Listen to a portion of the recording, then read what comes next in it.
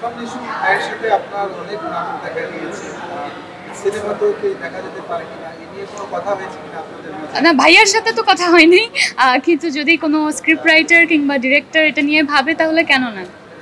আবার আরেকটা প্রশ্ন ছিল হচ্ছে যে বাংলাদেশের শেষ মানুষের সাথে শাকিব খান, যেখানে হচ্ছে যে তারপরে আমরা দেখি আপনার মিশে যেহেতু আপনার নাটক অনেক জনপ্রিয়তা, অনেক নাটক দেখেছি আপনাদের, সেখানে বিশের সাথে যুক্তি হয় অথবা শাকিব খানের যুক্তি হয়ে প্রথম সিনেমাটা করা।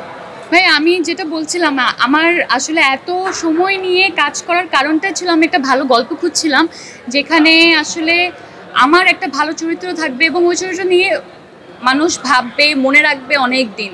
তো সেই স্ক্রিপ্টটা আমি পেয়েছি প্রিয় মালতী হিসাবে, তো এই জন্য আসলে এটা করা। বাট এর আগে অবশ্যই অনেক ধরনের ফিল্মের কাজ কিংবা অফার এসেছে, কিন্তু আমার মনে হয়েছে আমার আরেকটু সময় নিয়ে এবং একটু বুঝে শুনে কাজটা করা উচিত। এমন চরিত্র করতে চাই না যেটা আসলে মানুষ ভুলে যাবে কিংবা তেমন একটা ওটার মধ্যে নতুনত্ব থাকবে না। আর বড় আমি সবসময় আসলে চেষ্টা করি, যখন আমি নাটক করতাম তখনও একটু ডিফারেন্ট ডিফারেন্ট জনরার কাজ করার, একটু ভার্সেটালিটি মেনটেন করার। ওটিটি কন্টেন্টের ক্ষেত্রেও তাই, এবং ফিল্মের জায়গা থেকে তো সেটা আরও বেশি ইম্পর্টেন্ট। না হলে সবাই বলতো মেজবিন একটা মুভি করেছে, ওখানে তো কোনো ধরনের নতুনত্ব আসলে পেলাম না। এটা তো তার আগের কন্টেন্টগুলোতেই আসলে দেখেছি, তো ওই জিনিসটা আমি চাচ্ছিলাম না।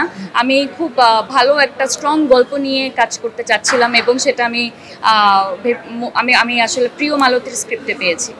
যেহেতু সিনেমা পরিচালক একটা বাণিজ্যিক দিক চিন্তা করে, সেখান থেকে বাণিজ্যিক ব্যবসা সম্পর্ক সিনেমা